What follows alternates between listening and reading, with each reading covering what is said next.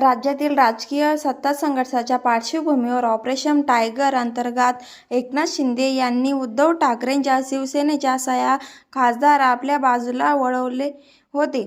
यामध्ये धाराशिवचे खासदार ओमराजे निंबाळकर यांनी पक्ष रोखण्यासाठी स्वतः उद्धव ठाकरे, आमदार वरुण सरदेसाई आणि आमदार कैलास पाटील यांनी सर्वतोपरी प्रयत्न केला. मात्र तरीही ओमराजे यांनी शिंदे गटाला प्रवेश केला. या धक्कादायक घडामोडीनंतर उद्धव ठाकरेंनी थेट धाराशिवमध्ये जाहीर सभा घेत ओमराजे यांच्यावर जोरदार राजकीय हल्ला चढवला होता. आता आगामी 2030च्या निवडणुका डोळ्यासमोर ठेवून उद्धव ठाकरे यांनी धाराशिवमध्ये तगडी राजकीय तटबंदी उभारण्यास सुरुवात केली आहे.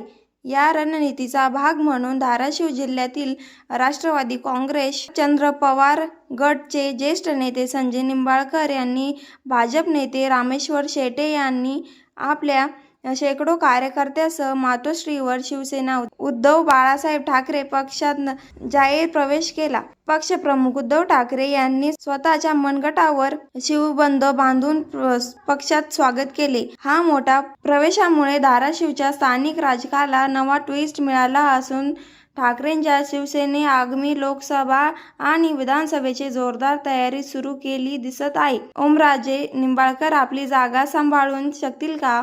आणि तुमचा पाठिंबा उद्धव ठाकरे यांना आहे की एकनाथ शिंदे यांना? हे कमेंट करून नक्की सांगा. ताज्या राजकीय घडामोडींसाठी मराठी मंडळाला सबस्क्राईब करायला विसरू नका.